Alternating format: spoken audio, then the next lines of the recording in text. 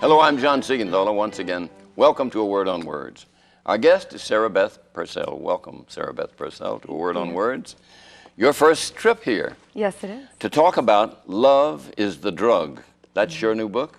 And I'm happy to have you here because I read this book and I said, now just how much of the dialogue am I going to be able to talk with Sarahbeth about in this book on a family television station? Right. This same thing my is mother a very, this is a very, some would use the word explicit. In some ways, it's a very explicit book in talking about human relations. But it's also a love story, and it's a love story. Love is the drug for your heroine. Tyler. Tyler Tracer. Where does Tyler come from? Somewhere you say, quoting Tyler, you have Tyler say, you know, not everything I write is autobiographical, but a good bit is. And I wondered when I read that line, how much that Sarahbeth writes is autobiographical. Not all, some? I think everyone's kind of a little bit, but well, always my prepared answer is any author worth his or her salt makes it appear that way, so that they never really have to let on exactly what is. But honestly, the most... That was your prepared answer. Now you're unprepared. Of course. Now here's my real answer, because it's not... That's a nice answer, a nice short soundbite. But what's become the truth, unfortunately or fortunately in certain cases, is for some reason I'm a psychic because I write about things that maybe I'm curious about, or even that I dread, or think about, dreading if it were to happen to me, and then sometimes they happen, which in the most serious case was the death of my own father. I wrote about the death of her father far before the death of my own father. So I found that coming true afterward. Tyler is sort of in search of an anchor in her life as we sort of get into this story. And she finds that anchor in a very strange way, in a man who is maybe almost 15 years older. He's mid-30s, she's early 20s. He's on the West Coast, she's right here. And they link up in a strange and interesting way.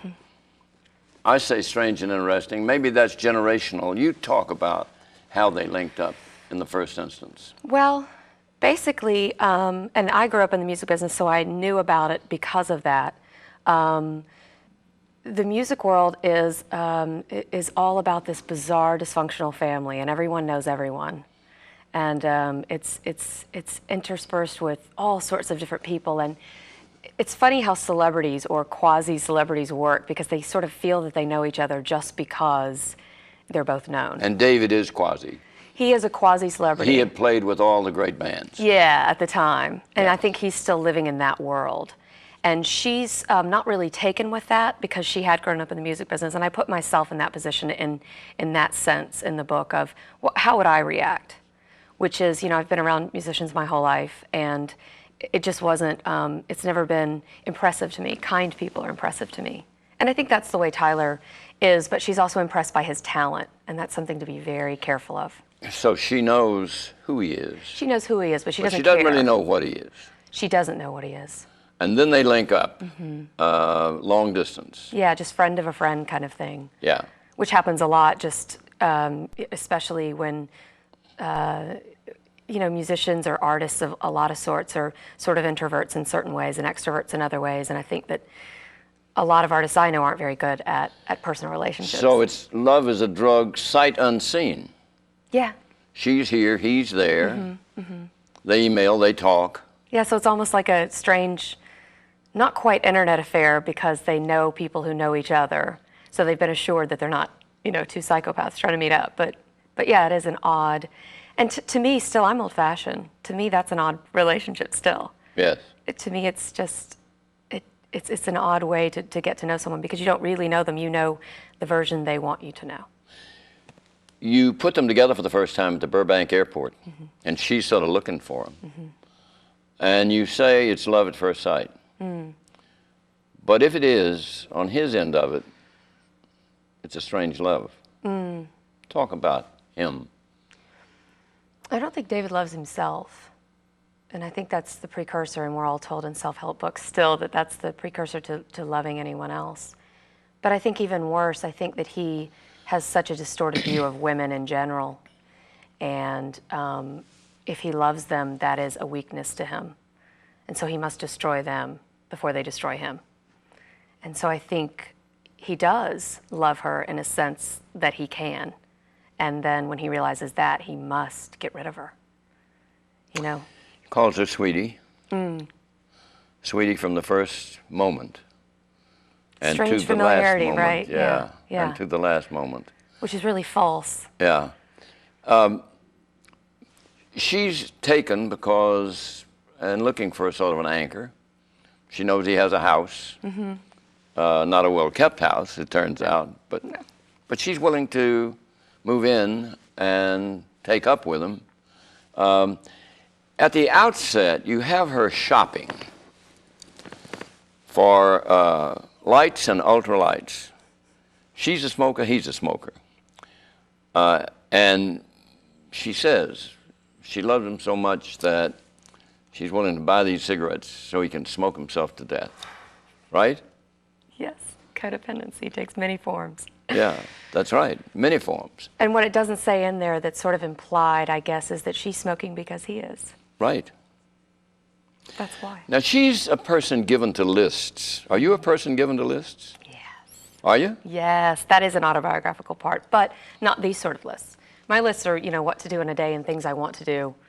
Not necessarily in life to make me happy, but things I want in the next year, things and not things, but moments, feelings. So I do write lists, yes. When you intersperse your chapters, there'll be an emotional moment.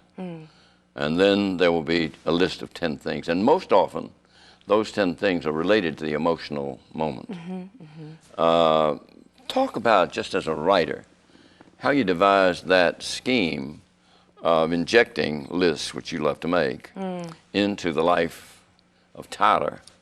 I thought with the list of top 10 things she wanted to do in life, because obviously that was the one I started with. That was the basis of the story, really. We don't get that list until very late, and then we have to sort of cherry pick to find it. Yeah, absolutely. As a matter of fact, I wrote them down. To remember them. Yeah, and I had 10, but I made a mistake somewhere along the way. And when I finally got to your 10, at the very end, I discovered my mistake. But at any rate, you talk about Well, it was that. just the basis of the story, so I thought, well, obviously she makes lists that are far less important. I remember being a teenager and thinking of who are my 10 favorite actors, and who are my 10 favorite bands, and everyone does it in a sense in their head, and she just happens to put it to paper. And the thing that's important about the list for her is I think that's her only way, because she grew up in a dysfunctional way, her only way to get some cement ideas about who she is. Strangely enough, lists for her help her, because then she can look at them and say, oh, okay, that's who I like. Oh, okay, that's who I am. And I think that's the way that she actually deals with her strange and terrible, really tragic relationship with David, is I have to write these things down so that I can get the strength to do them. David, if being in love with her is a drug for David, and you suggested maybe it is, strange, different, non-addictive drug. But he also has another drug called video games. She comes home with the cigarettes, and there he is on the video games. Hello, sweetie. Again and again. He is so cold, so cool. I guess he's cool, but he's also very cold. Yeah, yeah. And did you write him to come off as that distant?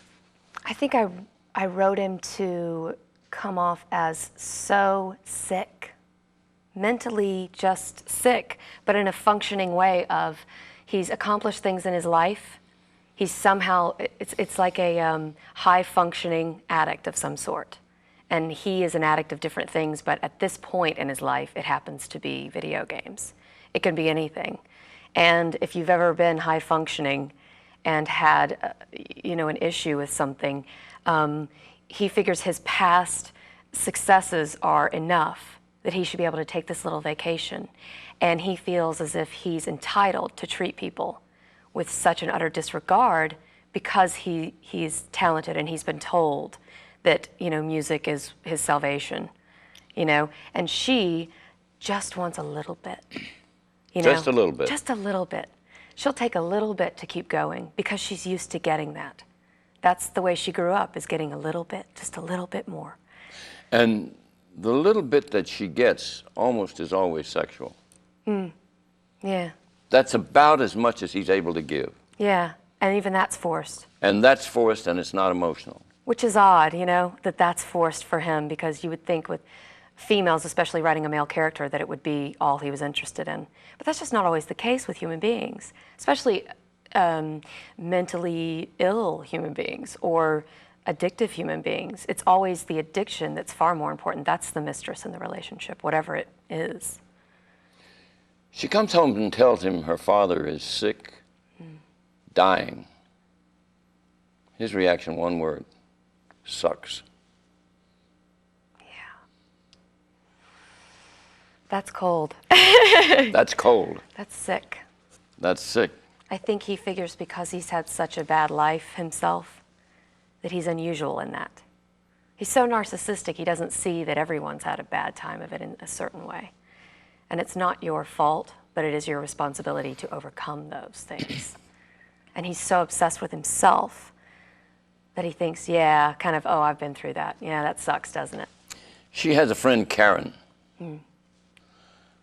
And there is an early on conversation with Karen in which she is expressing her frustration, a little bit about the relationship.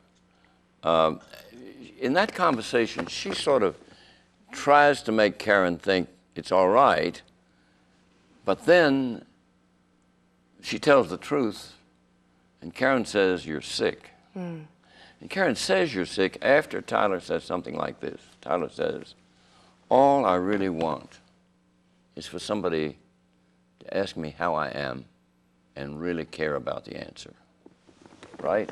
And it's that, I figured when I wrote that, I think that's what every human really wants, is to feel like they matter to the world, and especially to at least another human being, What would you say if I said that's the seminal sentence in the book? I think you might be right. I think it might be the theme, in fact, that it's really a search, because everyone has made it so far anyway. When I get fan letters or when I get letters from my publicist asking me, what is this really? What do you want to say in this book? I always say, she's on a search for something that she never quite had, that every human is in a search for. It's a story about a human, not necessarily a female. And she just wants for someone to show her general concern, like someone in the world cares about her. And she feels quite like a piece of luggage that needs to be claimed. A piece of luggage that needs to be claimed. For those of you who are just tuning in, I'm talking with Sarahbeth Purcell about her new book, Love is the Drug. You open with Sarahbeth prostrate on a highway. Tyler. Tyler. Tyler, not me, thank God. I beg your pardon. You said it was autobiographical. I know. No, not at all. You've never been out after a roadkill? The only thing that I think is autobiographical is probably very few things, actually. Some things became later, such as my father dying, but the only thing that was when I wrote it, there was a top 10 list of injuries that I had endured, and those were my injuries, unfortunately. Those were actually injuries, but everything else. You have her on the side of a highway, and that's the prologue. And you don't really tell us how she came to be there by this automobile with a flat tire. And you don't tell us who's coming down the road to find her. That comes much, much later in the book. So talk to me about what it was going on in her head and her heart that put her, the flat Put her on the tire, side of the road. tire and the near accident really sort of culminate a lot of frustration that I finally get a sense of as I go through the book. Why would somebody be at that point in their life, right? Right. What puts someone at that Now, did you desperation write that point? to provoke me as a reader? Probably. I think that's one of my desires as an author mostly is to affect people, but not to shock people, just to get them to a point where they understand where any human being would be. Because I, thank goodness, have never been at that point in my life where I've been on the side of the road with a broken Pabst, blue ribbon beer bottle at my wrist. But you want to, if you ever want to understand a character, you have to at least try to put yourself there. And she basically came to a crescendo, as you said, of just events that just became too much for her. And she realized that she was sick. And she realized that even though she kept blaming everything on David, that she might be just as sick as he is in a different way. In a different way. Well, there is somebody who is sick in a way she knows, and that's her father, and she has to go home, and she has to be there. And there is a list of 10 things that are terrible about a funeral. And about death. And it's clear that her relationship with her father, even though she clearly loves him and is feeling some guilt, I think, knows she must go home. There was something about their relationship that's also rather strained. There's a coldness. There's a coldness there. There's a coldness, and there's a misunderstanding. There's a child trying to be the adult in the relationship because that's the only way she knows how to be. And perhaps she's followed that same thing with David. And she hates him, but she also loves him dearly. She doesn't want to lose him. Yeah. And he had a sort of musical background too. He does. And I had a much closer relationship with my father than she did. And he was always the first person I gave my books to. He was my biggest fan, always. No matter how explicit, he somehow made it through them and really, really supported me, just to his last day. And he heard about my book deal before he died. Well, that's nice. So he was very happy for me, very happy. There is a sort of a closeness before he dies, though. Part of it, I guess, is her guilt. And you don't say so, but maybe his too. Absolutely. I think he always knew he was going to die. He keeps saying, he says, God never gives you any more than you can handle. God never. He has these little sayings that are trite and cliched. Yeah. And she really is sort of down on religion and down on moral sayings. I have a sense that up to a point, she's a very cynical person.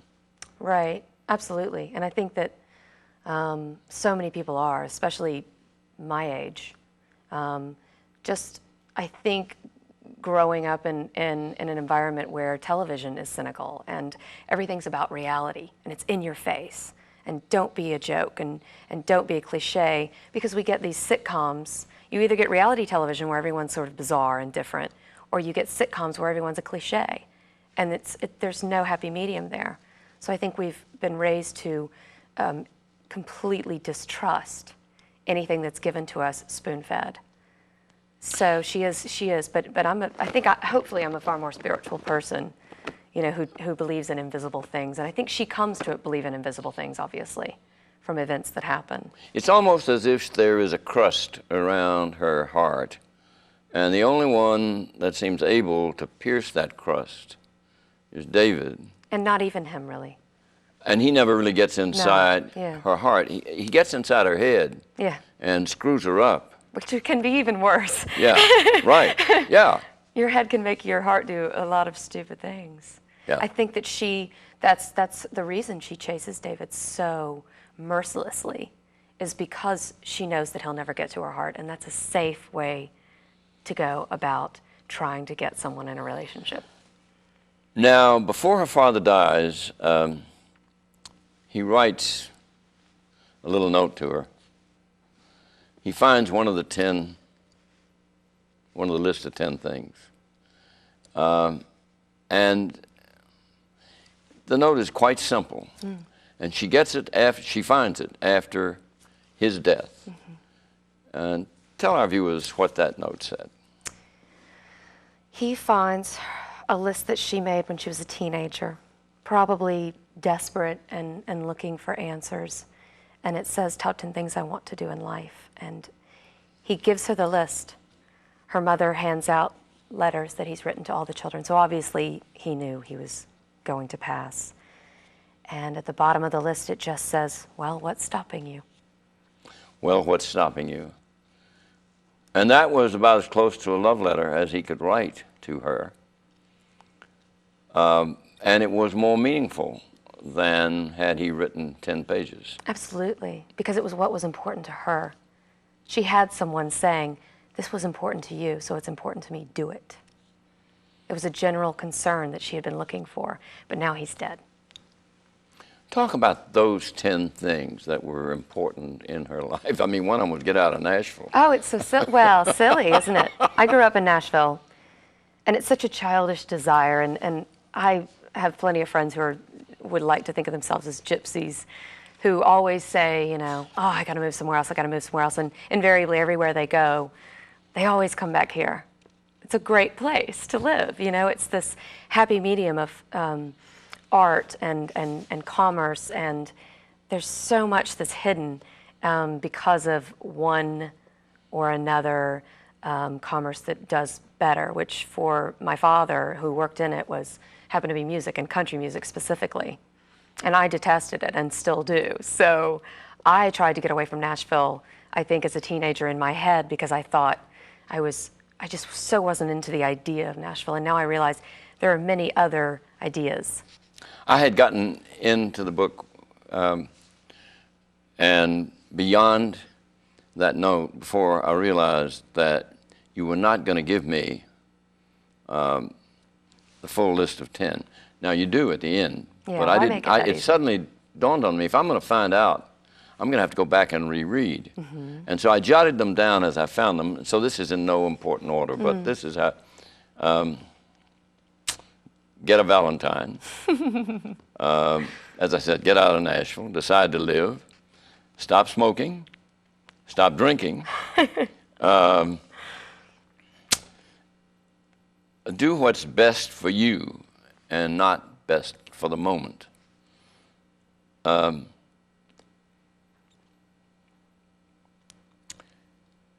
The one that made the most sense was do what makes you happy. Do what makes you happy. And she literally sets out to do what the list says. Physically, Physically goes about the process. because she's all or nothing, That's right. just like her father. Just like her father. Yeah, which she doesn't realize at the time. That's the funny thing is, I mean, not to give away the ending, but even in the ending, she's just following a pattern, you know? When you started writing this book, did you know about the ending? Did you know how it was going to come out? I knew that it wasn't, I knew that it was going to be an ending that could be interpreted many different ways, because in all of my favorite books, that's the way the endings were. It gives you pause, an ending that's good to me. It makes you think, now, not confusion, but just, now how could that have gone? What does that really mean? I need to talk to someone about this. And that happened recently with a friend of mine. We had both read a book by Chuck Palahniuk called Diary, and he called and just had to talk to someone about it. Because we thought, you know, what are all the implications of the ending? And what are all the implications of, now that we've got the ending, the meanings behind everything else? And I want people, as you did, to go back through it now and think, okay, now stop smoking seems like such a small thing, but it's far more about stop being self-destructive. Stop doing things because someone around you is doing them and you feel like, well, if I'm feeling what they're feeling, maybe I can be in the same place as they are. Was it inevitable that her Prince Charming, who came along in that bus, was going to be a musician? I think it's a pattern. I think that it's something that's comfortable to her. I come out of it knowing David so well and not knowing Parker at all, except that at the end, Parker asks her the question, how are you? And he wants to know the answer. And that's all she needs to know about him. She doesn't know him very well either. And did you know that you would end this book with someone who would ask her a question that her love, I don't know. the love to which she was addicted, would never ask it? I don't know if I really thought that. I knew that's what she wanted. And I thought, let's give her a little bit of mercy, I guess, because we all deserve a little bit of that. I think that, yeah, maybe, I think I did. I think I knew that someone would. And even though she is following a pattern that may lead her to another disastrous relationship, at least she got that, and now she can figure out what she wants next. I sort of have a feeling that it might not be Parker, but that she's found her way. Right. And he's just an impetus. And isn't that great that she's found an impetus? She's not claimed like baggage, anymore. She doesn't feel like a piece of luggage anymore. She's actually a human being, and she's getting treated like one for once. And if love is a drug, she's kicked the habit, at least for a short period. She's found a way to control it, at least, which is all a nice illusion of controlling something that's a drug. We have just about a minute left. What's your next book? This Is Not a Love Song is coming out in April 2006. And it's about human relationships, and it's less narrative and more letters and diary entries and conversations. And I'm working right now on finishing a book called Dirty Laundry. So I'm very excited about both of those. Well, we've run out of time. With Sarahbeth Purcell, no kin to the mayor. No. It has been great to have you here. Thank you. And great to have all of you here. I'm John Seigenthaler. For A Word on Words, keep reading.